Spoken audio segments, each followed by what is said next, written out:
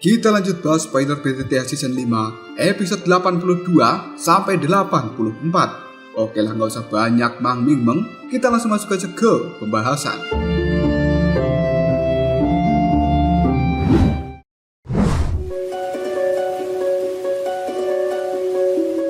Sebuah cakar yang sangat tajam akan mengenai Xiaoyan. Namun tiba-tiba saja punggung Xiaoyan muncul sayap tulang giok dan dia menghilang dalam sekejap. Mata dari hantu tua pun terkejut dan dia berkata, "Tidak heran Fang Yan dan juga yang lainnya mati di tanganmu. Kecepatan seperti ini bahkan tidak mampu ditandingi oleh seorang elit Daozong. Kau membuatku semakin menarik."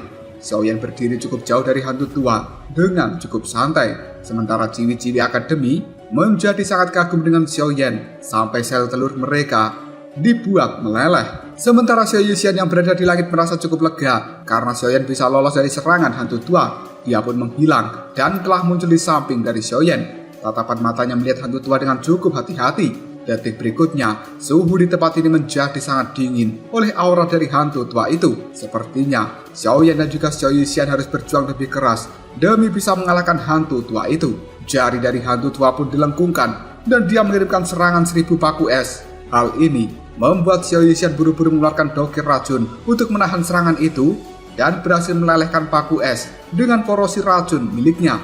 Melihat serangan paku esnya telah gagal, hantu tua membentuk segel dan dia berteriak, "Teknik pedang es." Dalam sekejap saja, banyak paku es yang ada di langit bergabung dan menjadi pedang es raksasa yang kembali menabrak dokir racun milik Xiao Yuxian. Demi melawan serangan pedang es, Xiao Yuxian mengubah dokir racunnya menjadi tangan racun raksasa. Melihat hal ini, hantu tua tersenyum. Tangannya merubah bentuk segel sambil mengatakan, "Meledaklah." Dalam sekejap saja, pedang es raksasa pun meledak. Dan hal itu juga langsung menghancurkan tangan racun milik Xiao Yuxian menjadi berkeping-keping. Sementara serpian dari pedang es ini telah melesat dengan sangat cepat dan menyasar tubuh dari Xiao Yuxian. Gadis racun itu menghindar, namun masih tergores oleh serpihan pedang es yang membuat sebagian tubuhnya kali ini mengeluarkan darah karena terluka. Hantu tua pun berkata, "Bisa menjadi Daozong dengan usia yang sangat muda sungguh mengejutkanku. Namun sekarang kau hanya berada di bintang 4 Daozong. Kekuatanmu masih belum cukup untuk melawanku. Jika kau mundur, maka aku tidak akan menyerangmu." Xiao Yuxian hanya bisa tersenyum dan dia membalas, "Persetan." Detik berikutnya, hantu tua pun terkejut ketika melihat ke arah Xiaoyan karena saat ini Xiaoyan sedang membentuk sebuah segel dengan kekuatan yang sangat menakutkan. Dan sebenarnya Xiaoyan sudah menyelesaikan segel pembalik lautan. Dia pun siap melepaskan segel itu pada hantu tua. Tiba-tiba saja ruang yang berada di sekitar Xiaoyan pun berfluktuasi. Cahaya hijau kecil ditembakkan secara diam-diam menuju ke arah hantu tua. Hantu tua yang menyadari serangan dari Xiaoyan tetap santai karena dia ingin merasakan seberapa kuatnya serangan yang diberikan oleh Xiaoyan ini. Tidak lama kemudian, cahaya hijau milik Xiaoyan pun ini telah berubah menjadi segel tangan raksasa tepat di atas kepala hantu tua. Yang hal itu kemudian melepaskan serangan dengan cukup menakutkan. Hantu tua sedikit gemetaran yang langsung melepaskan doki dingin berwarna hitam. Hal ini segera berbenturan dengan serangan Xiaoyan dan menjadikan ledakan yang sangat besar sampai-sampai mengguncang seluruh tempat ini. Setelah ledakan itu menghilang, semua orang pun penasaran dengan apa yang terjadi pada hantu tua. Namun mereka tidak bisa melihat karena di tempat ledakan terjadi, tubuh dari hantu tua itu belum terlihat, diselimuti oleh asap yang sangat tebal. Xiao Yuxian segera muncul di samping Xiaoyan dan dia pun berkata, "Hati-hati, meskipun seranganmu kuat mustahil untuk bisa mengalahkan orang tua itu." Xiaoyan setuju dengan ucapan dari Xiao Yuxian karena dia juga menyadari batas dari kekuatannya. Tidak lama kemudian asap yang ada di langit pun menghilang. Sosok dari hantu tua pun kembali muncul dan dia tidak terluka sedikit pun. Yang kemudian hantu tua pun mengatakan, "Apakah ini kartu trafmu? Jika kau tidak punya lagi yang lebih kuat dari ini, maka aku akan mengambil nyawamu." Sambil mengatakan hal itu, hantu tua menyembunyikan tangannya dan tidak ada satupun orang yang menyadari jika sebenarnya tangan dari hantu tua sudah berdarah akibat serangan Xiaoyan sebelumnya. Niat membunuh yang sangat besar telah meletus dari bokong hantu tua. Hal itu membuat Xiao Yuxian dan juga Xiaoyan menjadi waspada. Sebuah cakar kembali melayang ke arah Xiaoyan, namun gagal mengenai Xiaoyan karena saat ini Xiaoyan kembali menghilang. Kesempatan ini pun digunakan oleh Xiao Yuxian untuk memberikan serangan dari arah belakang dan hantu tua segera membalik badannya, di mana tangannya kali ini telah bertabrakan dengan tangan Xiao Yixian. Ledakan yang besar kembali muncul di langit. Wajah Xiao Yixian terlihat sangat pucat. Hantu tua kembali berbalik untuk mengejar Zhou Yan. Melihat hal ini, Zhou Yan pun bergerak secepat mungkin untuk menghindari hantu tua itu, yang pada akhirnya mereka pun berkejar-kejaran di langit. Xiao Yixian yang melihat hal ini dengan cepat membentuk segel dan membuat aura di dalam tubuhnya melonjak dengan cepat. Tiba-tiba saja tubuh dari Xiao Yixian menghilang dan muncul di hadapan hantu tua. Hal itu membuat hantu tua terkejut dan dia menghentikan pergerakannya untuk mengejar Xiao Yan. Hantu tua tidak tahu kenapa tiba-tiba saja aura di dalam tubuh Xiao Yixian meningkat secara pesat. Sementara Xiao Yan yang melihat hal ini hanya bisa mengepalkan tangannya sendiri karena dia tahu bahwa Xiao Yixian sebenarnya telah membuka segel racun di tubuhnya. Yang kemudian Xiao Yan berkata, "Xiao Yixian, tolong tahan sebentar orang tua itu, dan sisanya serahkan padaku." Xiao Yixian pun kaget dengan ucapan dari Xiao Yan dan dia bingung sebenarnya Xiao Yan ingin melakukan apa. Namun Xiao Yixian tetap mengangguk dan akan menahan orang tua itu demi memberikan waktu pada Xiao Yan. Tiba-tiba saja hantu tua kembali mengirimkan serangan pada Xiao Yan yang telah mengambil langkah untuk mundur. Serangan itu pun dihancurkan oleh Xiao Yixian yang langsung mengatakan, "Lawanmu adalah aku." Hantu tua pun tertawa dan mengatakan, "Meski aku tidak tahu kenapa kekuatanmu meningkat dengan pesat, namun saat ini kau hanya setara dengan Daosong bintang 5 dan tidak mungkin untuk bisa melawan seorang Daosong bintang 7. Xiao Yixian hanya tersenyum dan langsung mengeluarkan ular abu-abu raksasa yang kali ini memberikan serangan ekornya pada hantu tua. Hal itu membuat hantu tua menjentikan jari dan mengirimkan serangan paku es, namun segera dihancurkan oleh ekor ular ini. Detik berikutnya, ular raksasa pun menghilang dan muncul di hadapan hantu tua sambil memberikan serangan cahaya merah dari mulutnya. Hantu tua melambaikan tangan dan membentuk perisai es raksasa.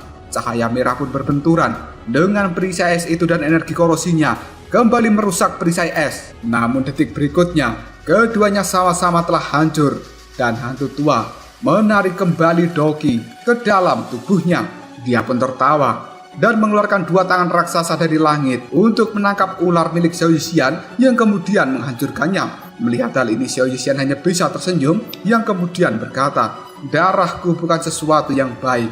Karena kau telah menarik Dokimu, maka darahku sekarang juga telah masuk ke dalam tubuhmu." Mendengar hal ini, hantu tua pun panik dan membuang kembali Doki yang telah dia tarik ke dalam tubuhnya. Namun sekarang, hantu tua sudah merasakan bahwa di dalam tubuhnya sudah sangat kacau karena terkontaminasi darah dari Xiao Yixian.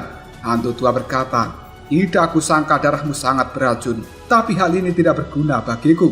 Dirinya segera menutupi tubuh dengan kristal es dan secara paksa akan mengeluarkan racun darah dari dalam tubuhnya.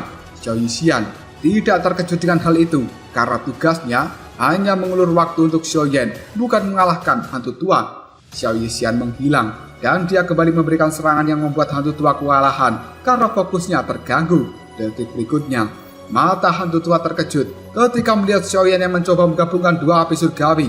Menurut info dari Han Peng, ini adalah kekuatan terbesar milik Xiao Yan. Namun hantu tua tidak takut karena Xiao Yan hanya menggabungkan dua api surgawi saja dan itu tidak akan membuatnya terluka parah. Suhu udara di sekitar Xiao Yan menjadi sangat panas akibat dirinya mencoba menggabungkan dua api surgawi dan tiba-tiba saja sebuah api putih milik Yalau ini telah keluar dari dahi Xiao Yan. Dirinya pun menggabungkan 3 api surgawi. Melihat pemandangan seperti ini, hantu tua menjadi panik. Dia tidak menyangka bahwa Xiao Yan memiliki 3 api surgawi. Hantu tua buru-buru menarik sisa racun di dalam tubuhnya dan mengubahnya menjadi es batu merah yang kemudian memutahkannya lalu pecah di udara. Detik berikutnya, hantu tua melemparkan serangan pada Xiao Yixian dan hal itu membuat gadis cantik menjadi muntah darah. Hantu tua tidak ingin melawan Xiao Yixian lagi, namun gadis itu nekat maju dan membuat niat membunuh yang besar muncul di mata hantu tua. Detik berikutnya, hantu tua merasakan riak energi yang sangat mengerikan di langit dikarenakan api teratai amarah Buddha dari 3 api surgawi milik Xiao Yan telah terbentuk sempurna. Xiao Yixian kembali memuntahkan darah akibat serangan dari hantu tua dan wajahnya telah menjadi sangat pucat. Melihat hal ini, Xiao Yan sangat marah karena hantu tua berani melukai Xiao Yixian. Xiaoyan pun memuntahkan api berwarna coklat dari dalam mulutnya. Karena itu adalah api transformasi kehidupan milik Fang Yan dan dua tetua lebah moyang. Xiaoyan pun berkata, karena jabingan tua ini ingin mati, maka aku akan meladeninya. Dalam sekejap, api coklat abu-abu itu pun bergabung dengan api teratai amarah Buddha, yang sekali lagi kekuatan mengerikan bertambah besar pada api teratai amarah Buddha di tangan dari Xiaoyan.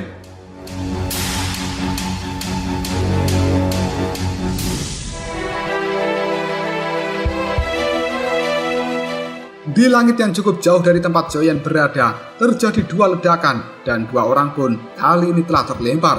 Karena itu, tidak lain adalah tetua Sugian yang sedang melakukan pertarungan dengan Han Feng. Kedua orang itu pakaiannya telah compang-camping, namun dari duel tersebut terlihat Han Feng yang lebih unggul daripada tetua Sugian.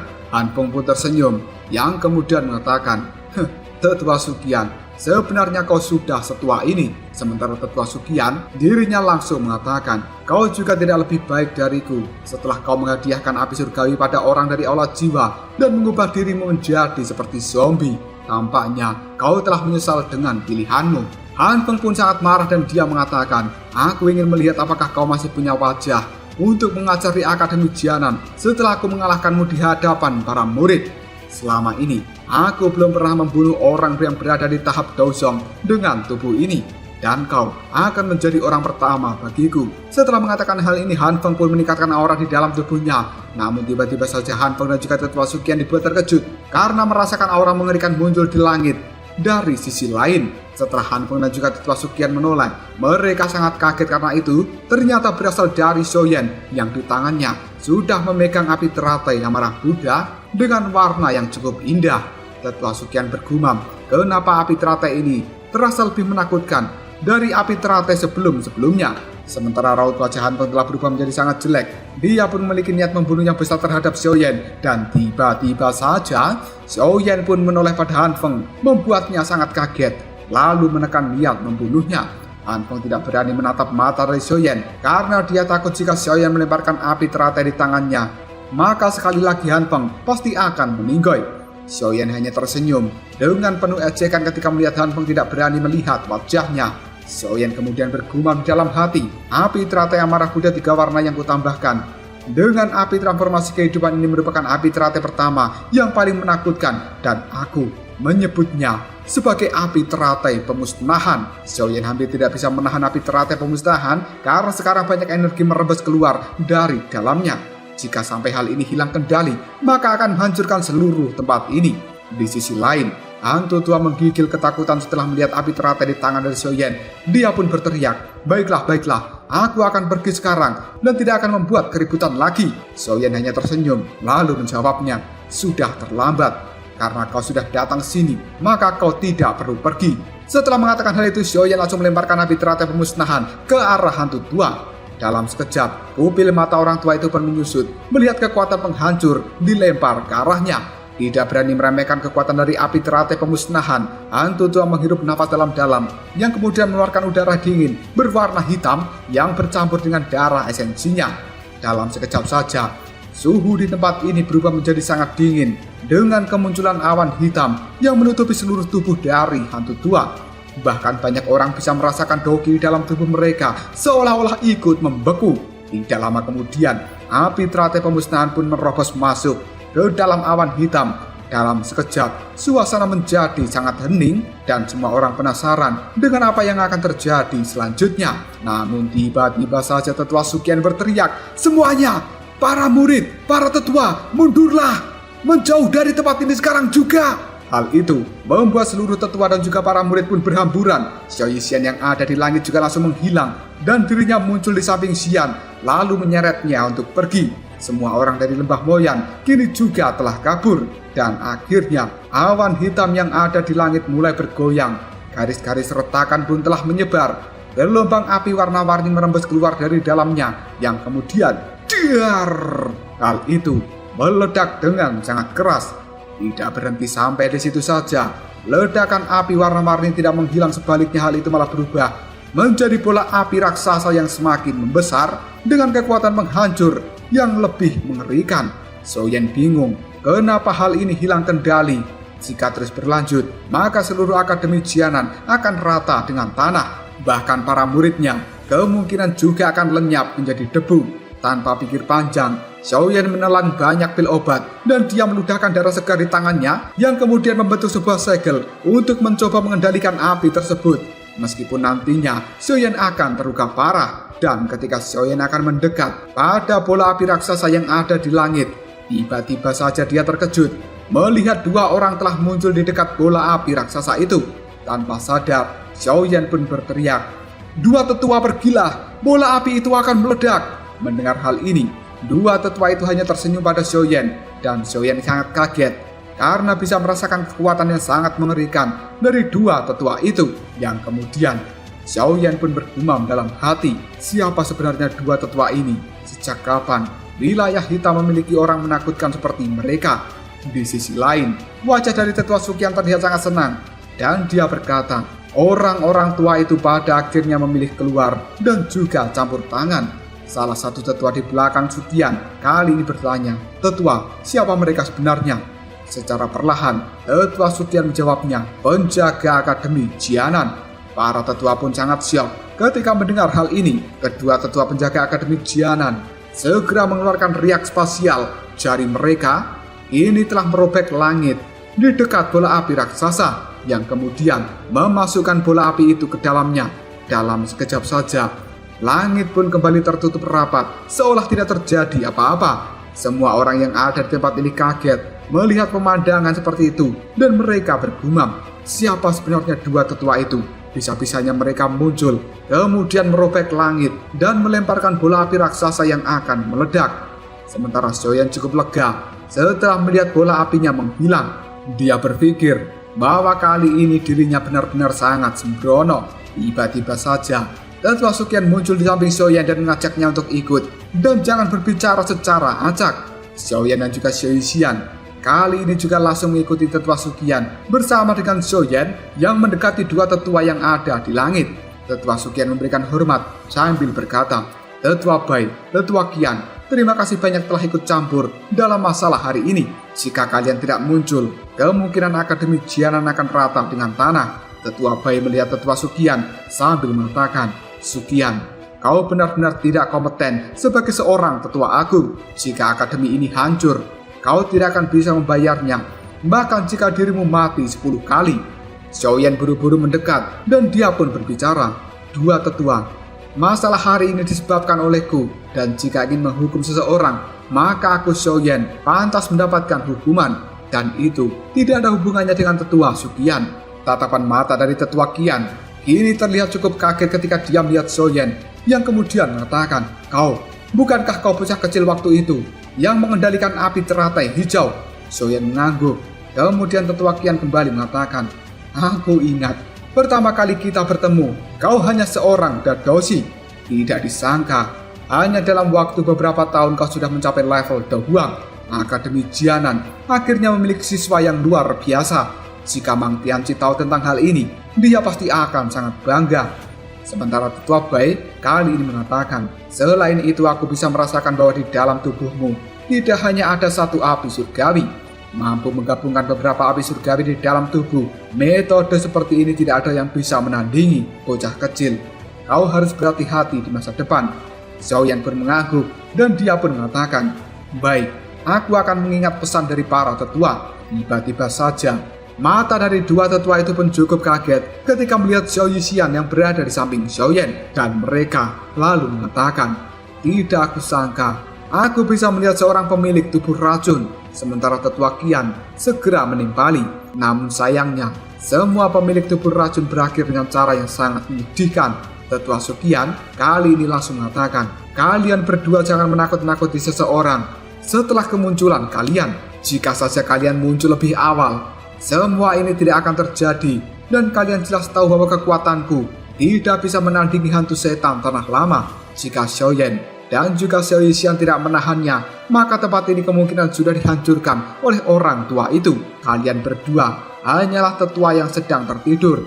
Sementara dekan tidak tahu di mana dia sekarang.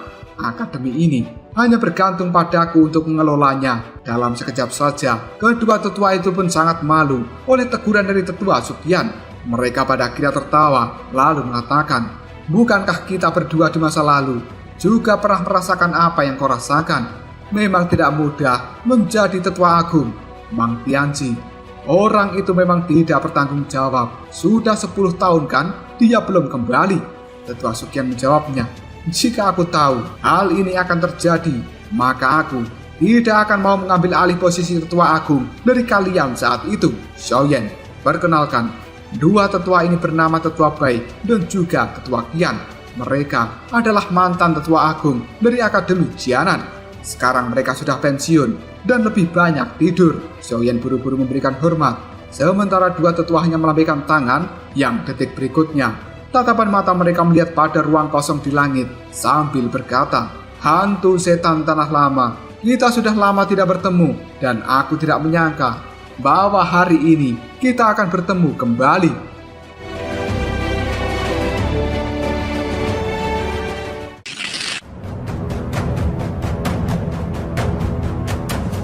Xiaoyan dan juga yang lainnya sangat kaget ketika melihat di langit tidak ada apapun. Namun tiba-tiba saja Tetua Qian melambaikan tangannya sambil mengatakan, "Bahkan setelah lama tidak bertemu, kau masih tetap saja licik. Tidak ada gunanya bersembunyi di dalam ruang spasial di hadapan kami." Dalam sekejap saja, langit pun mulai beriak dan akhirnya terbuka. Detik berikutnya, muncullah hantu setan tanah lama dari dalam lubang langit dengan kondisi yang sangat menyedihkan. Seluruh tubuhnya telah dipenuhi dengan luka bakar, kulitnya mengelupas dan juga penuh darah. Wajahnya gosong, bahkan sebagian dagingnya juga ada yang menghilang.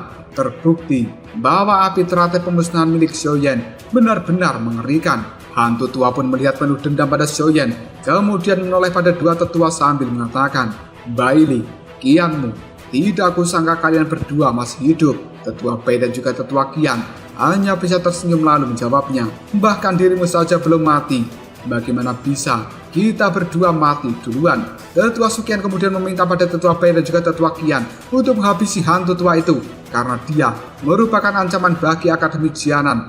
Apalagi selama ini sudah banyak murid akademi yang mati di tangan Mbah Moyan. Dalam sekejap saja, kemarahan pun telah muncul di raut wajah dari dua tetua. Melihat hal ini, hantu tua itu pun ketakutan. Ruang di sekitarnya pun kembali beriak dan dia kabur melalui celah spasial. Tetua Qian melihat pada Tetua Bai dan menyuruhnya untuk membunuh orang tua itu, karena di masa lalu mereka berdua memiliki dendam yang sangat besar. Dalam sekejap saja tubuh dari Tetua Bai menghilang untuk mengejar hantu tua.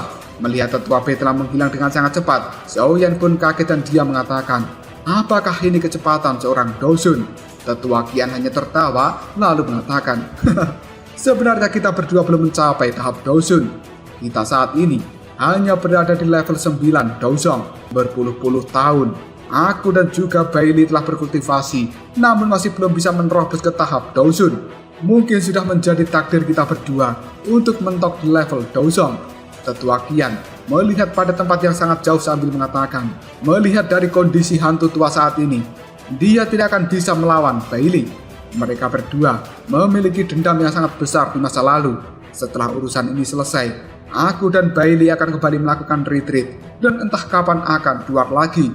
Sukian, selanjutnya urusan Akademi Jianan aku serahkan padamu." Tetua Sukian hanya bisa menganggukkan kepalanya, yang kemudian dia mengajak semuanya turun dari langit untuk membahas masalah ini di gedung Akademi saja. Sebelum pergi, Xiaoyan melihat seluruh tempat ini dan dia mencari keberadaan dari Han Feng untuk menanyakan tentang aula jiwa, namun orang itu sudah kabur bersama dengan orang-orang dari Lembah Moyan.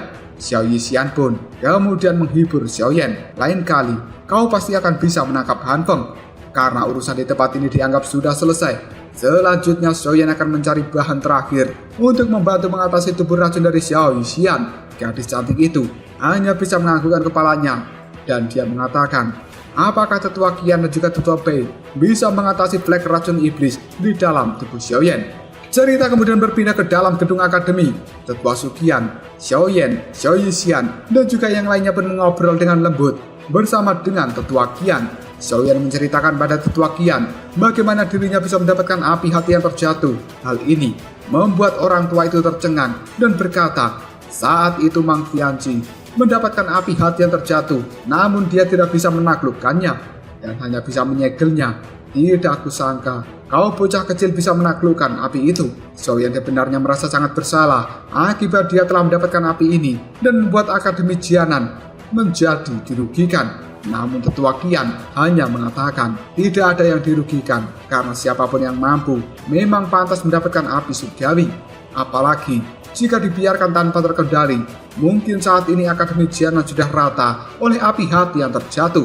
Tidak lama kemudian semua orang dikejutkan oleh kedatangan Tetua Bai yang menyeret mayat dari hantu tua. Melihat hal ini, Tetua Qian cukup senang karena akhirnya masalahnya sudah selesai dan mereka bisa kembali melakukan retreat untuk waktu yang tidak diketahui demi mencoba masuk ke tahap Doujun. Namun sebelum pergi, Tetua Suqian memohon pada Tetua Bai dan juga Tetua Qian apakah mereka bisa menyembuhkan racun di dalam tubuh Xiaoyan. Xiaoyan segera membuka bajunya dan menunjukkan titik flek racun iblis di dadanya. Hal ini membuat dua tetua menjadi sangat terkejut karena ini adalah pertama kalinya mereka melihat racun yang benar-benar kuat. Karena flek racun iblis terbentuk dari seluruh kekuatan seorang Douzong yang telah dimasukkan ke dalam tubuh Xiaoyan. Kedua tetua itu pun mencoba menyembuhkan Xiaoyan dengan menggabungkan kekuatan mereka dan membentuk kristal Doqi yang kemudian dimasukkan ke dalam tubuh Xiaoyan. Hal ini membuat Xiaoyan sangat kesakitan karena merasakan panas luar biasa. Tidak lama kemudian, kristal Doqi itu pun hancur dan asap putih beracun segera keluar dari dalam dada Xiaoyan. Semuanya pun panik. Kemudian Zhao Yuxian mengurung asap beracun itu dan memasukkan ke dalam tubuhnya sendiri supaya tidak meracuni banyak orang di dalam ruangan ini. Tetua Bai Qian kali ini menyerah karena kekuatan mereka belum cukup untuk bisa mengatasi flek racun iblis. Dikarenakan itu benar-benar kuat dan sepertinya memang hanya seorang Douzun yang bisa menghilangkan flek racun iblis di dada dari Xiaoyan. Sementara itu Xiaoyan berkata dalam hati, sepertinya aku harus mengandalkan diriku sendiri untuk mengatasi hal ini. Xiaoyan bertekad untuk menemukan api surgawi yang lainnya supaya bisa mengatasi flek racun iblis.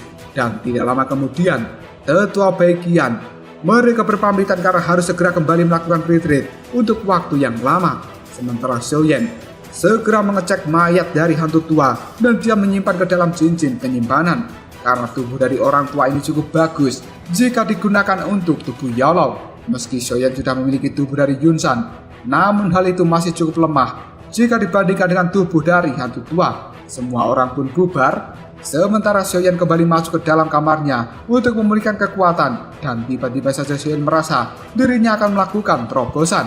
Dia buru-buru memfokuskan pikiran dan akhirnya Xiaoyan berhasil menerobos ke level Dou Huang bintang 5. Dia merasa kekuatannya telah meningkat pesat dan luka di dalam tubuhnya sebagian besar telah sembuh.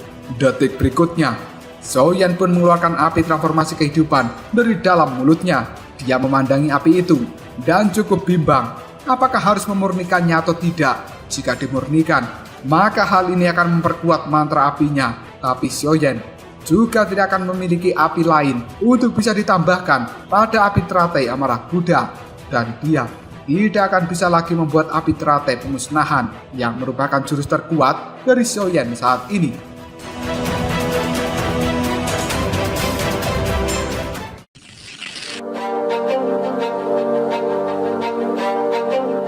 Setelah berpikir sejenak, Xiaoyan kembali memasukkan api transformasi kehidupan ke dalam mulutnya karena di dataran tengah, para ahlinya cukup mengerikan dan Xiaoyan harus memiliki kartu draft terkuat jika bertemu dengan lawan yang sangat merepotkan. Dirinya pun kali ini bingung bagaimana caranya meningkatkan kekuatan. Jika meningkatkan level dari Doqi, itu cukup mustahil dilakukan dalam waktu yang cukup singkat. Dan satu-satunya cara yang dimiliki oleh Xiaoyan hanyalah mengupgrade kemampuan tempur.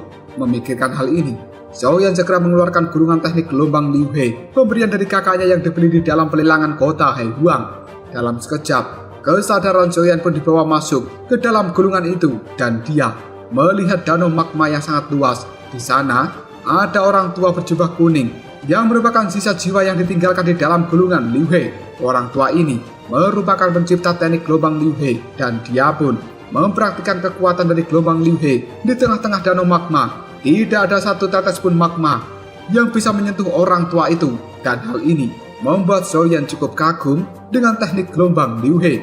Bahkan magma yang sangat panas tidak berani mendekat pada tubuh orang tua tersebut. Xiaoyan terus memperhatikan bagaimana caranya orang tua itu mempraktikkan setiap level dari teknik gelombang Liu He yang sebenarnya dibagi menjadi 3 level, yaitu pembelah api, tubuh yang mengalirkan api, dan 6 gabungan api. Jika seseorang bisa mencapai level pertama saja, dirinya sudah bisa bebas berkeliaran di atas magma tanpa takut terbakar, meskipun tidak dilindungi oleh kekuatan Daoqi. Xiaoyan terus memperhatikan setiap detail gerakan dari orang tua berjubah kuning, dan itu terus berulang hingga ratusan kali, sampai Xiaoyan benar-benar paham. Setelah dirasa cukup, kesadaran Xiaoyan pun kembali masuk ke dalam tubuhnya, dan dia bingung di mana mendapatkan danau magma untuk bisa melatih teknik ini. Pada akhirnya Xiaoyan teringat, jika di bawah menara pembakar Qi ada dunia magma yang sangat luas yang waktu itu telah mengurung dirinya bersama Ratu Medusa, dan akhirnya terjadilah adegan Qiu Mbok Jeru. Xiaoyan segera menemui Tetua Suqian untuk meminta izin memasuki dunia magma di bawah menara pembakar Qi. Tetua Suqian cukup kaget, namun demi Xiaoyan bisa meningkatkan kekuatannya, orang tua itu pun mengizinkan. Dia kali ini mengantarkan Xiaoyan menuju ruangan paling bawah dari menara pembakar Qi, karena tempat itu merupakan pintu masuk menuju dunia magma. Tanpa basa-basi lagi, Xiaoyan segera masuk dan terjun ke dalam dunia magma, sementara Tetua Suqian menyuruh beberapa tetua untuk berjaga di depan pintu ini. Jika nantinya ada hal yang tidak diinginkan pada Xiaoyan, maka mereka harus segera bergegas untuk memberikan pertolongan.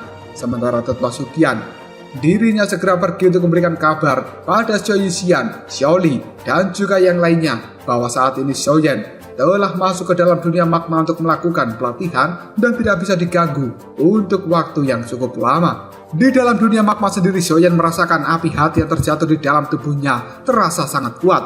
Hal ini diakibatkan api itu telah pulang ke rumahnya dan terlihat cukup senang. Detik berikutnya, Xiaoyan pun membuat lubang di tebing yang ada di dekat dunia magma ini untuk dia gunakan sekali lagi mempelajari gulungan dari gelombang Liu He, karena Xiaoyan belum siap untuk terjun langsung ke dalam magma yang ada di hadapannya, dan dia harus benar-benar paham dengan level pertama dari gelombang Liu He.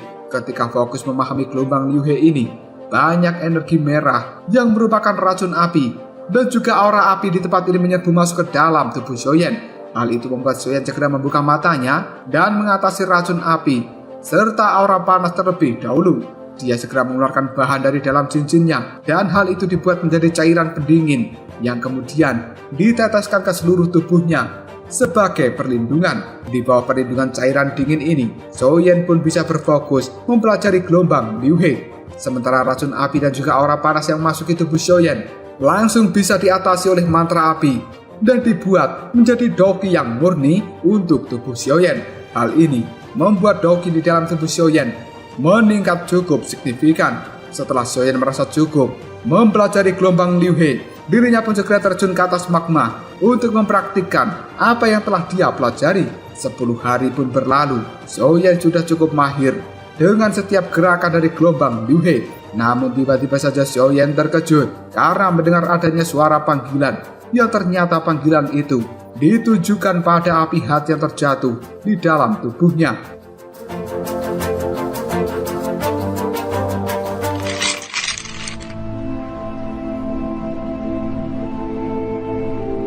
Xiaoyan cukup penasaran sebenarnya apa yang telah memanggil api hati yang terjatuh di dalam tubuhnya ini. Namun Xiaoyan masih terus berfokus mempraktikkan teknik gelombang Liu He di tengah-tengah danau magma. Meski dirinya sudah dianggap mahir, namun masih ada beberapa percikan magma yang mengenai tubuh dari Xiaoyan, dan untungnya dia tidak terluka karena sudah terlindungi oleh cairan dingin yang dituangkan ke tubuhnya. Xiaoyan hanya bisa menggelengkan kepalanya karena dia tahu jika masih ada percikan magma mengenai dia, maka dirinya dianggap belum mencapai level pertama dari gelombang Liu He. Xiaoyan pun terbang kembali menuju lubang yang ada di dinding, dan dia kembali membuka gulungan Liu He. Setengah bulan telah berlalu, Xiaoyan masih belum mencapai level pertama dari gelombang Liu He ini.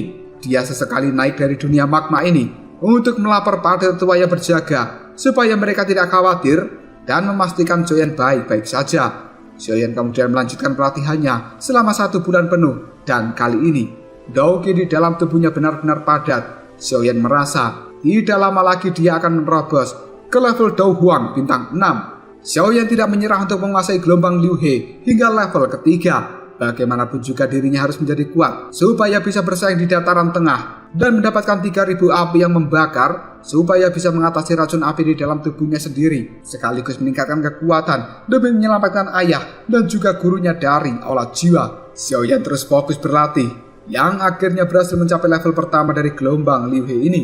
Namun tiba-tiba saja, sekali lagi Xiaoyan mendengar panggilan pada api hati di dalam tubuhnya. Karena cukup penasaran dengan siapa yang memanggil itu, tatapan mata Xiaoyan terfokus pada kedalaman danau magma dan dia berniat untuk melakukan penyelidikan ke dalam tempat itu. Tanpa basa-basi lagi, Xiaoyan menggunakan perlindungan dari api hijau untuk menerobos masuk ke dalam danau magma. Semakin jauh Xiaoyan menyelam, panggilan itu semakin kuat saja. Namun dirinya kali ini cukup khawatir karena danau magma ini sangat dalam dan seolah tidak ada ujungnya. Ketika Xiaoyan akan kembali naik, tiba-tiba saja api hati yang terjatuh keluar dari dalam tubuhnya dan malah semakin meluncur ke bawah. Terpaksa, Xiaoyan harus mengikuti api tersebut. Pada akhirnya, Xiaoyan telah sampai di tempat yang benar-benar gelap. Dari kedalaman danau magma ini, api hati kemudian mengeluarkan beberapa energi yang tiba-tiba saja muncullah lingkaran cahaya transparan dan juga pusaran di dalam kegelapan ini.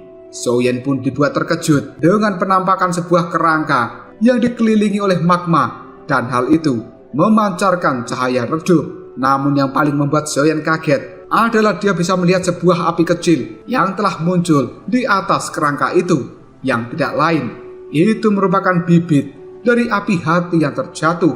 Hal ini membuat Xiaoyan segera mengatakan, bagaimana bisa di dalam satu tempat yang sama memiliki dua api hati yang terjatuh, dan sebenarnya kerangka itu milik siapa? Ketika Xiaoyan bingung memikirkan hal ini, tiba-tiba saja ada serangan muncul dari arah belakang. Xiaoyan buru-buru menghindari serangan itu dan dia melihat sosok manusia kadal api yang telah melemparkan serangan padanya. Manusia kadal api kembali menyerang Xiaoyan, yang tanpa basa-basi Xiaoyan segera membunuhnya. Dia kemudian mengambil inti monster di dalamnya dan cukup kaget karena inti monster itu memiliki banyak energi api yang bisa meningkatkan kekuatan dari Xiaoyan. Detik berikutnya, Xiaoyan pun dibuat semakin kaget karena dia bisa merasakan banyak yang datang ke tempat ini, yang ternyata itu adalah kelompok dari kadal api yang lainnya.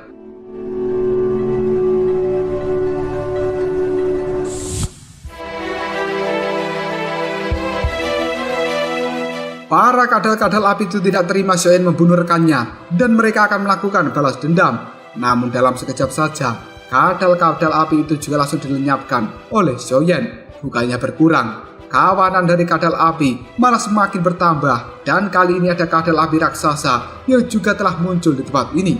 Karena itu, merupakan ketua dari kadal api. Merasa tidak sanggup jika terus-menerus bertarung di dalam magma, Xiaoyan pun memilih untuk kabur. Namun dia ditahan oleh kadal api raksasa. Berbagai serangan bola api diluncurkan. Hal ini membuat Xiaoyan hanya bisa menghindar dengan langkah 3000 petir. Karena merasa sudah cukup muak, Xiaoyan pun mengamuk dan membunuh banyak kadal api serta mengumpulkan inti monsternya.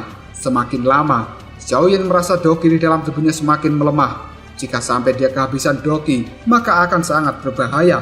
Hal ini membuat Xiaoyan berpikir untuk segera kabur dari tempat ini. Namun lagi-lagi, dia ditahan oleh kadal api raksasa. Hal itu membuat Xiaoyan sangat marah, yang kemudian menyerang kadal api raksasa dengan ledakan oktan dan membuat lubang di dadanya. Dalam sekejap saja, kadal api raksasa pun mati dan inti monsternya telah diambil oleh Xiaoyan. Melihat hal ini, para kadal api yang lainnya pun langsung mengeluarkan teriakan seolah memanggil bala bantuan. Xiaoyan pun dia merasakan ada kekuatan yang sangat mengerikan dengan cepat datang ke tempat ini karena dia merasa tidak bisa mencapai permukaan danau dengan cukup cepat. Maka Xiaoyan memilih masuk ke dalam lingkaran cahaya yang berada di dalam kegelapan tempat ini. Hal itu membuat kadal api tidak bisa menemukan keberadaan dari Xiaoyan.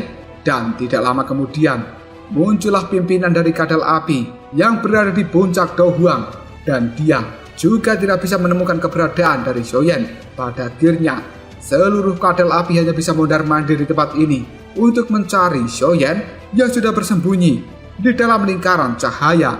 Di dalam lingkaran cahaya transparan ini, Xiaoyan melihat pada kerangka manusia dan matanya terus terfokus pada bibit api yang ada di atasnya. Pada akhirnya Xiaoyan paham bahwa suara panggilan itu berasal dari tempat ini. Namun Xiaoyan tidak tahu apakah itu berasal dari bibit api hati yang terjatuh atau dari kerangka manusia ini. Pandangan mata dari Xiaoyan terus melihat pada bibit api dan dia berpikir bahwa bibit api ini seolah adalah bayi. Jika diberikan pada Akademi Jianan dan juga dirawat dengan baik, di masa depan nanti kemungkinan bayi dari api hati yang terjatuh akan menjadi jinak dan dia bisa menjadi pelindung yang cukup kuat bagi Akademi Jianan. Memikirkan hal ini saja Xiaoyan sangat senang. Selain itu, dia tidak harus mengambil sedikit esensi dari api hati miliknya. Tepat ketika Xiaoyan akan mengambil bayi api hati, tiba-tiba saja muncul cahaya putih dari dalam kerangka yang membuat Xiaoyan kaget. Dalam sekejap saja, cahaya putih itu pun berubah menjadi sosok orang tua dengan jubah berwarna putih. Orang tua itu tersenyum, kemudian mengatakan, "Sungguh tidak kuduga, api hati yang terjatuh akan menjadi milikmu." Xiaoyan pun kaget, karena dia tidak menyangka orang tua ini akan langsung mengetahui bahwa Xiaoyan memiliki api hati yang terjatuh di dalam tubuhnya. Xiaoyan buru-buru menangkap dengan kedua tangan sambil mengatakan, "Mohon maaf tetua, aku yang muda ini telah mengganggu tidurmu." Tetua itu hanya melambaikan tangan, dan tiba-tiba saja api hati yang terjatuh keluar dari dalam tubuh Xiaoyan. Hal itu membuat Xiaoyan cukup panik, kemudian mengatakan, "Tetua, apa maksudnya ini?" Orang tua itu hanya tersenyum, lalu mengatakan, "Kenapa? Apa kau terkejut? Tidak perlu terlihat kaget seperti itu. Aku adalah pemilik sebelumnya dari api hati yang terjatuh sebelum aku mati." Xiaoyan pun cukup kaget, yang kemudian dia mengatakan, "Hah? Pemilik sebelumnya? Tapi ketika aku mendapatkan api ini, aku tidak merasa bahwa dia memiliki pemilik." Tetua itu hanya tertawa, lalu mengatakan, "Memang benar, karena sebelum aku mati, aku sudah membebaskan api hati yang terjatuh dan bisa dianggap benda ini tidak memiliki pemilik yang pada akhirnya telah jatuh ke tanganmu. Tapi tenang saja, aku tidak akan mengambil kembali api hati ini karena dia sudah menjadi milikmu. Lagi pula, aku hanyalah orang yang sudah mati dan sekarang diriku ini merupakan sisa jiwa dan tidak berbahaya bagimu." Mendengar hal ini, Xiaoyan pun hanya tersenyum, lalu mengatakan, "Tetua, kau jangan berkata seperti itu. Bolehkah aku tahu siapa nama tetua ini?" Orang tua itu pun tersenyum, lalu mengatakan, "Namaku adalah Yao Tianhuo. Orang-orang kadang memanggilku sebagai Tianhuo Sunze." Mendengar hal ini, Xiaoyan pun terlihat sangat syok, karena sebenarnya jiwa dari tetua yang ada di hadapannya merupakan seorang elit Daosun. Detik berikutnya, Tianhuo Sunze pun mengembalikan api hati yang terjatuh kepada Xiaoyan, dan sekali lagi Xiaoyan meminta maaf karena telah mengganggu istirahat dari Tianhuo Sunze. Orang tua itu tersenyum lalu mengatakan, "Bocah kecil, apakah kau tertarik dengan bayi api hati yang ada di tempat ini?" Xiaoyan tidak langsung mengatakan iya, namun Tianhuo Sunze sudah mengetahui niat dari Xiaoyan. Dirinya kemudian kembali mengatakan, "Api hati yang pertama aku temukan di tempat ini menghabiskan beberapa tahun untukku bisa menaklukkannya dan sekarang telah menjadi milikmu. Saat itu, aku mengandalkan sedikit kemampuanku untuk bisa menjelajah dunia ini. Namun setelah aku mendapatkan api hati yang terjatuh, aku cukup penasaran dengan dunia magma dan ingin menjelajah lebih dalam. Aku cukup menyesal karena ceroboh. Setelah aku masuk ke dalam dunia magma, aku menemukan benih api hati yang lainnya dan menjadi rakus. Kemudian, aku ingin memiliki benih itu juga. Namun benih api hati ini tidak bisa bersatu dengan api hati yang sudah aku murnikan. Keduanya pun bentrok di dalam tubuhku dan membuatku terluka parah. Tiba-tiba saja, saat itu aku mendapatkan serangan dari para manusia kadal. Mereka adalah penduduk asli dari dunia magma ini, dan mereka juga tidak kekurangan orang hebat di dalamnya. Saat itu, aku bertarung dengan manusia kadal dengan level Daosun. Karena aku sudah terluka, aku pun kalah darinya, dan untungnya mereka tidak mengetahui teknik spasial.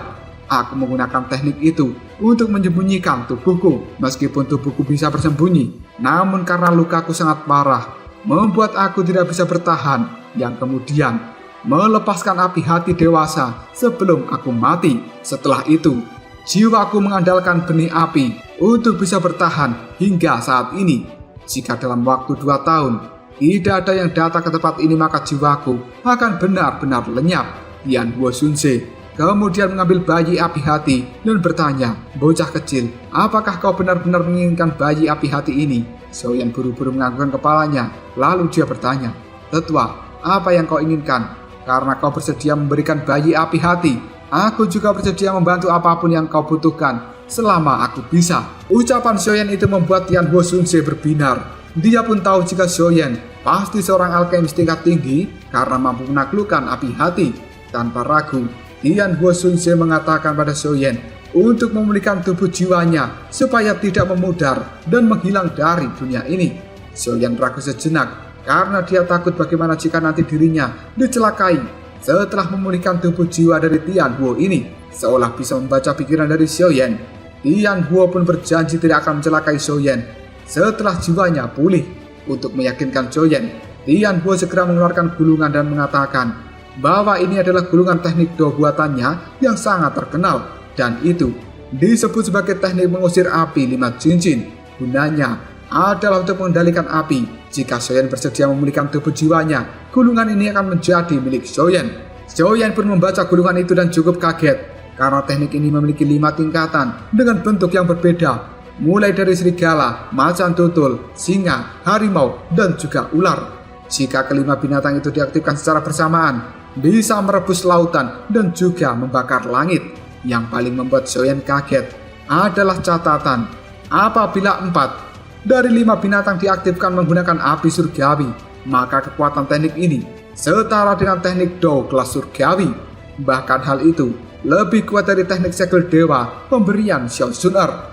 Xiaoyan berpikir, sekarang dunia sudah memiliki 3 api surgawi. Jika bisa mendapatkan satu lagi api surgawi, maka teknik ini benar-benar menjadi teknik yang sangat mematikan. Tanpa ragu lagi, Xiaoyan setuju untuk memulihkan tubuh jiwa dari tetua Tianhuo. Namun Xiaoyan juga menambahkan satu syarat padanya.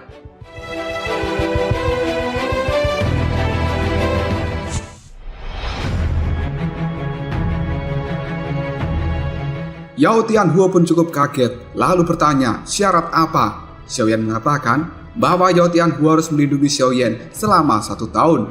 Yao Tianhuo hanya bisa tertawa dengan kelicikan dari bocah kecil ini yang benar-benar tidak mau rugi. Jika jiwanya bisa pulih kembali, Yao Tianhuo memiliki kesempatan untuk bisa dihidupkan kembali. Maka dari itu, dia pun setuju dengan syarat yang diberikan oleh Xiaoyan. Detik berikutnya, Xiaoyan secara hati-hati mengambil bayi api hati yang terjatuh dari tangan Yao Tianhuo, dan itu diletakkan ke dalam pot pengumpul api. Beban rasa bersalahnya pada Akademi Jianan pun sudah selesai. Menara pembakar Qi sekali lagi akan bisa diaktifkan. Selanjutnya, Xiaoyan menyimpan pot api bersama dengan teknik pemberian dari Yao Tianhuo. Yang kali ini, Tianhuo juga meminta Xiaoyan untuk menyimpan tulangnya, karena tulang dari seorang Dosun cukup berguna untuk beberapa hal. Selanjutnya, Tianhuo pun menyuruh Xiaoyan untuk memulihkan Doqi di dalam tubuhnya sebelum keluar dari lingkaran spasial ini. Jika tidak, maka Xiaoyan akan diburu oleh manusia kadal yang sangat mengerikan. Xiaoyan pun cukup khawatir bagaimana jadinya jika manusia kadal itu naik ke permukaan dan menyerang Akademi Jianan, karena kelompok ini memiliki orang kuat di tahap Dosun. Tianhuo pun mengatakan bahwa Xiaoyan tidak perlu khawatir tentang hal itu karena mereka tidak akan pernah meninggalkan tempat ini. Jika keluar ke daratan, maka mereka akan langsung mati seperti ikan. Xiaoyan menjadi cukup penasaran pada ras manusia kadal ini. Yao Tianhuo menyuruh Xiaoyan untuk tidak memikirkan hal itu karena mereka sangat berbahaya, dan Yao Tianhuo tahu bahwa jauh di dasar dari dunia magma ini sepertinya telah tersembunyi sesuatu yang sangat menakutkan. Dan ras manusia kadal yang ada di tempat ini, mereka kemungkinan adalah penjaga dari sesuatu yang tersembunyi di dasar dunia magma. Tanpa basa-basi lagi, Xiaoyan segera menelan manik-manik api yang merupakan inti monster dari kadal api. Dalam sekejap, Doqi di dalam tubuh Xiaoyan pun telah pulih sepenuhnya.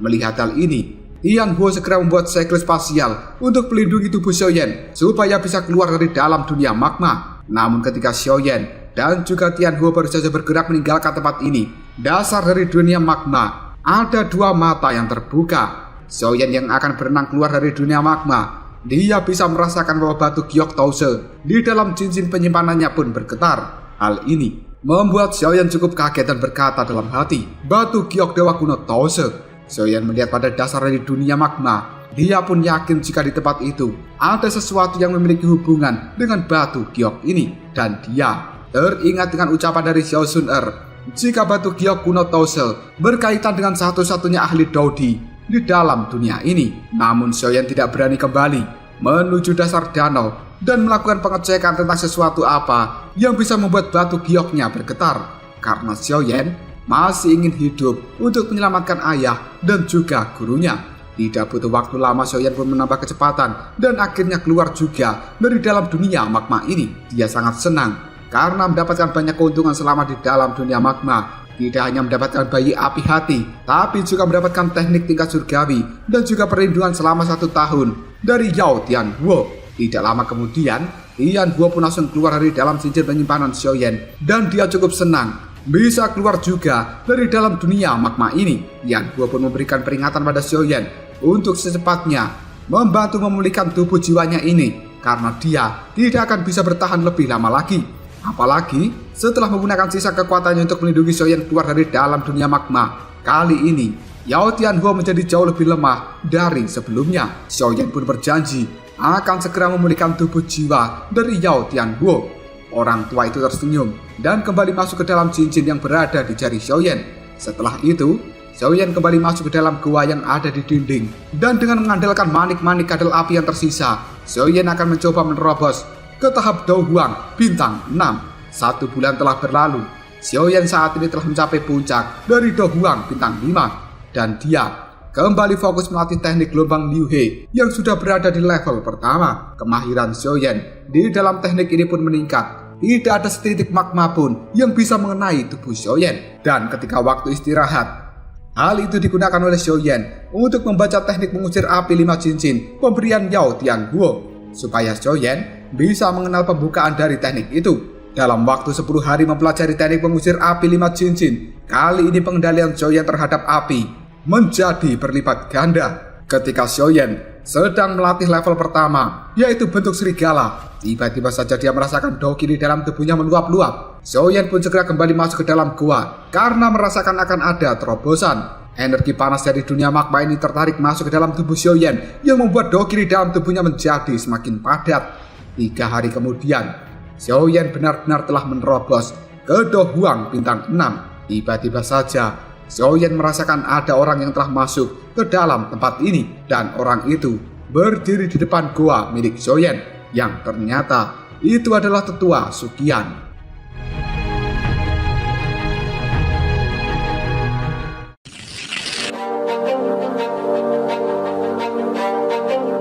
Kedatangan tetua Suqian ke tempat ini karena dia didesak oleh Xian dan juga yang lainnya untuk melihat keadaan dari Xiaoyan karena sudah 2 bulan berlatih dan tidak kunjung keluar. Takutnya terjadi hal yang tidak diinginkan. Tetua Suqian pun kaget merasakan bahwa kekuatan Xiaoyan sudah naik menjadi Dou Huang bintang 6. Xiaoyan hanya tersenyum dan dia tidak menceritakan apapun selama 2 bulan ini yang telah dia alami di dalam dunia magma. Xiaoyan kemudian menunjukkan pot pengumpul api pada tetua Suqian dan hal itu membuatnya sangat terkejut. Tetua Suqian memarahi Xiaoyan kenapa dengan sembrono membelah esensi api hati yang kemudian dimasukkan ke dalam pot ini. Xiaoyan hanya tertawa dan mengatakan jika itu bukanlah api hati miliknya, namun ini merupakan api hati yang lainnya yang telah dia dapatkan di dalam dunia magma.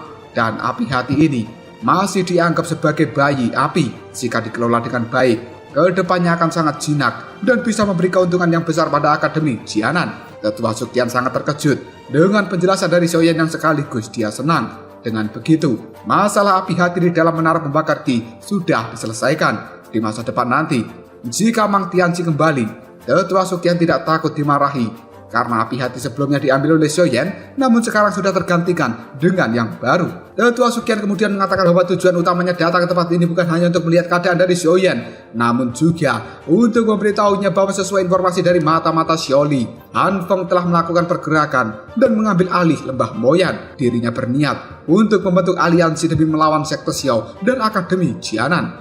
Mendengar hal ini, Xiaoyan sangat marah dan dia pun berniat untuk melenyapkan Han Feng supaya orang itu tidak terus-menerus berbuat masalah. Xiaoyan dan Tetua Suqian pun segera keluar dari dalam dunia magma mereka bertemu dengan 4 tetua yang menjaga pintu dari tempat ini.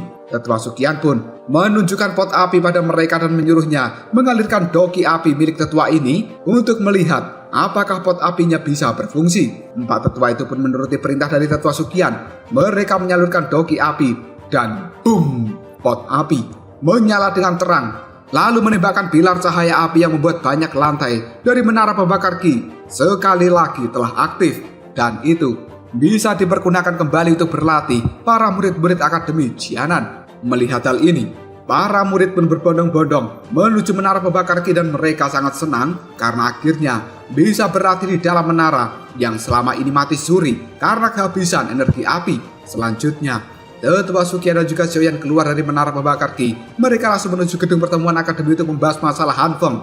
Di sana sudah ada Xiao Yixian, Xian, Xiaoli, dan juga yang lainnya. Tanpa basa-basi lagi, Xiaoli menceritakan bahwa Han Feng telah menguasai Lembah Moyan. Dirinya kali ini mengundang banyak kenalan lama dan orang-orang kuat untuk membentuk aliansi supaya bisa menghancurkan Akademi Jianan dan juga sekte Xiao. Lalu mereka akan berkuasa di seluruh wilayah hitam. Pertemuan untuk membahas aliansi itu akan dilakukan Han Feng esok hari. Mendengar informasi dari kakaknya itu, Xiaoyan pun meminta supaya kakaknya mengundang seluruh kenalan lama dari sekte Xiao untuk datang membantu Xiaoyan memusnahkan Han Feng dan juga Lembah Moyan, karena dendam ini sudah harus diselesaikan hingga akarnya. Keesokan harinya, Xiaoyan dan juga yang lainnya berkumpul dengan kenalan lama sekte Xiao di puncak gunung kecil yang tidak jauh dari kota perdamaian. Tanpa basa-basi lagi, Xiaoyan mengutarakan keinginannya kenapa mengumpulkan banyak orang di tempat ini. Dia mengatakan bahwa semua orang harus tahu bahwa Xiaoyan memiliki dendam dengan Han Feng, sementara sekte Xiao dan Akademi Jianan memiliki dendam dengan Lembah Moyan. Maka dari itu, Xiaoyan meminta bantuan mereka semuanya yang hadir untuk sama-sama menyerbu markas Lembah Moyan dan melenyapkan Han Feng serta meratakan tempat itu.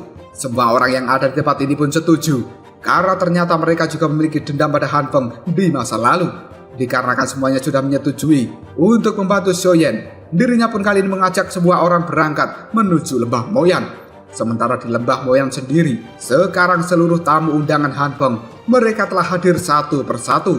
Melihat hal ini, Han Feng hanya bisa tersenyum kemudian berkata dalam hati, "Xiaoyan, dendam di antara kita memang harus diselesaikan. Aku akan membuat dirimu menyerahkan mantra api dan membuatmu mati dengan tenang."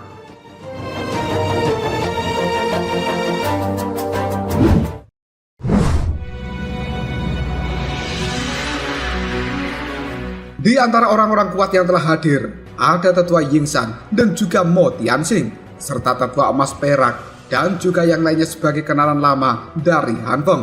Han Feng pun menyambut mereka semuanya dengan penuh senyuman, yang kemudian dia mengutarakan maksud dan tujuannya mengumpulkan banyak orang di tempat ini adalah untuk membantunya menyerang Akademi Jianan dan juga sekte Xiao, karena mereka merupakan ancaman di wilayah hitam. Semua orang juga tahu bahwa pimpinan Lembah Moyan, hantu setan tanah lama, telah berhasil dikalahkan oleh Akademi Jianan setelah terluka parah oleh serangan dari Xiaoyan. Maka dari itu, sebelum sekte Xiao dan juga Akademi Jianan dibiarkan menjadi lebih besar dan juga lebih kuat lagi, mereka harus dimusnahkan sejak dini. Mo Tianxing dan juga tetua Yingshan yang baru saja mendengar kabar ini pun sedikit gemetaran. Mereka berdua tidak menyangka bahwa Xiaoyan mampu melukai hantu setan tanah lama, padahal orang tua itu berada di level Douzong bintang 7. Tetua Yingshan kemudian mengatakan jika dirinya sedang tidak mengincar cairan body, maka dia tidak akan mau hadir dan berurusan dengan Xiaoyan. Han Feng hanya bisa tersenyum. Dia tidak terlalu memaksa semua orang yang hadir untuk membantu dirinya. Namun jika nanti sekte Xiao dibiarkan menjadi lebih kuat, para musuh dari sekte Xiao pasti akan dilenyapkan. Maka dari itu, Han Feng mengajak semuanya membentuk aliansi melawan sekte Xiao dan Akademi Jianan. Tiba-tiba saja ada suara tepuk tangan disertai dengan ucapan, "Senior Han Feng, kau memang sangat mengikuti perkembangan zaman. Namun dengan kekuatanmu saat ini, apakah kau bisa membuat banyak orang berlutut dan bergabung denganmu?" Semua orang pun penasaran untuk mencari sumber suara itu, yang pada akhirnya semua yang hadir dibuat kaget karena ternyata suara itu berasal dari Xiaoyan. Han Feng segera berdiri dari tempat duduknya. Dia tidak menduga bahwa Xiaoyan berani menyerahkan diri untuk datang ke tempat ini sendirian. Sambil menatap banyak orang, Xiaoyan pun berkata bahwa ini adalah masalah antara dirinya dan juga Han Feng dengan Lembah Moyan. Siapapun yang berdiri di pihak Han Feng, dia akan menjadi musuh dari seorang Xiaoyan. Han Feng kemudian mengatakan, Xiaoyan bisa apa dengan hadirnya Tetua Yingsan dan juga Mo Tianxing di tempat ini? Secara alami, mereka hadir karena cairan bodi yang dibawa oleh Xiaoyan dan mereka tidak sepenuhnya berdiri di pihak Han Feng. Xiaoyan melihat pada Mo Tianxing dan juga Tetua Yingsan. Apakah mereka berniat membantu Han Feng? Tidak lama kemudian muncullah Tetua Suqian, Xiao Yixian, dan juga yang lainnya di belakang Xiaoyan. Hal itu membuat Mo Tianxing dan juga Tetua Yingsan hanya bisa terdiam. Detik berikutnya, Mo Tianxing dan Tetua Yingsan pun berkata, jika Xiaoyan menyerahkan cairan bodi, maka mereka berdua tidak ikut campur lagi di dalam masalah ini. Namun Xiaoyan menolak hal itu. Dia tetap dengan pendiriannya. Siapapun yang berdiri di pihak Han Feng, mereka adalah musuh dari Xiaoyan yang akan dilenyapkan. Tiba-tiba saja aura di dalam tubuh Xiaoyan pun meningkat pesat setara dengan puncak Do Huang. Hal ini membuat Tetua Yingsan dan juga Mo Tianxing menjadi sangat kaget. Dan selanjutnya, Tetua Emas dan Perak pun angkat bicara. Ketua Xiaoyan, ini adalah pertemuan Lembah Moyan dan mereka yang tidak diundang harus segera pergi. Jangan mengganggu pertemuan ini. Mendengar kata-kata itu, Xiaoyan pun segera mengeluarkan sayap tulang di punggungnya dan dia bergerak dengan sangat cepat. Muncul di hadapan Tetua Emas dan Perak sambil mencekik leher mereka. Xiaoyan berkata, kalian berdua tidak punya kualifikasi untuk berbicara denganku. Semua orang yang hadir di tempat ini kaget. Kenapa pergerakan dari Xiaoyan sangat cepat? Bahkan seorang Dozong tidak akan mampu menandingi pergerakan seperti itu. Tetua Emas dan Perak merasakan niat membunuh yang sangat luar biasa dari seorang Xiaoyan. Mereka kemudian mohon ampun dan juga belas kasihan. Sementara Mo Tianxing mengamati sayap tulang di punggung Xiaoyan, dia sangat kaget karena sayap ini sebenarnya milik kerangka raksasa yang telah dia lelang dan dibeli oleh Xiaoyan waktu itu. Mo Tianxing merasa cukup rugi telah melelang kerangka itu. Sementara Xiaoyan kali ini menembakkan kekuatan tajam yang menembus kepala dari Tetua Emas dan Perak, membuat mereka langsung pingsan. Xiaoyan pun melemparkan tubuh mereka ke tanah seperti sampah. Semua orang yang hadir di tempat ini hanya bisa terdiam. Dan detik berikutnya Xiaoyan melihat pada Mo Tianxing lalu bertanya, bagaimana kabar Moya? Apakah dia masih pingsan karena racun di dalam tubuhnya? Ucapan itu membuat Mo Tianxing kaget dan tidak menyangka bahwa racun di dalam tubuh Moya sebenarnya adalah perbuatan dari kelompok Xiaoyan. Dia segera meminta penawarnya. Namun Xiaoyan mengatakan akan memberikan penawar itu asalkan Mo Tianxing tidak ikut campur lagi di dalam masalah ini. Han Feng pun menyela. Dia sedikit paham tentang racun. Jika Mo Tianxing tidak mundur, Han Feng akan membantu menyembuhkan putranya. Sementara Xiaoyan hanya bisa tersenyum, yang kemudian mengatakan, apakah kau pikir racun milik Xiao Yixian hanya racun biasa? Bahkan di dunia ini, tidak ada yang berani berurusan dengan racun dari pemilik tubuh racun. Mo Tianxing terdiam sejenak, sebelum pada akhirnya dia memilih mundur, karena tidak ingin mempertaruhkan nyawa dari putranya demi membantu Han Feng yang belum pasti bisa menyembuhkan racun itu. Melihat Mo Tianxing telah mundur, Tetua Yingsan juga tidak berani menyinggung kelompok dari Xiaoyan. Hal ini membuat Han Feng sedikit kecewa. Tidak lama kemudian, kelompok Xiaoyan mulai melingkar untuk mengepung kelompok dari Han Feng.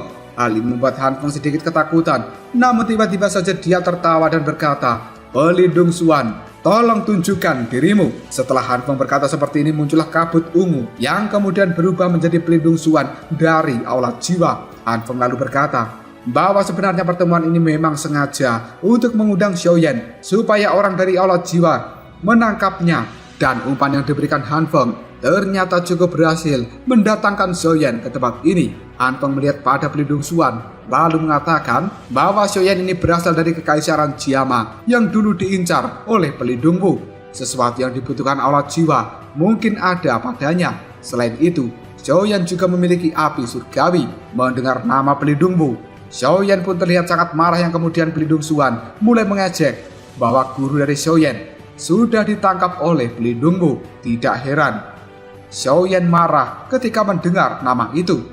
Detik berikutnya, pelindung Xuan pun mengeluarkan sebuah formasi yang menutupi tempat ini dan banyak tubuh jiwa berterbangan untuk keluar dari dalam formasi tersebut. Karena sekarang, pelindung Xuan akan menggunakan formasi menelan 10.000 jiwa untuk melawan kelompok dari Xiaoyan. Melihat hal ini, senyum biadab pun muncul di wajah Han Feng.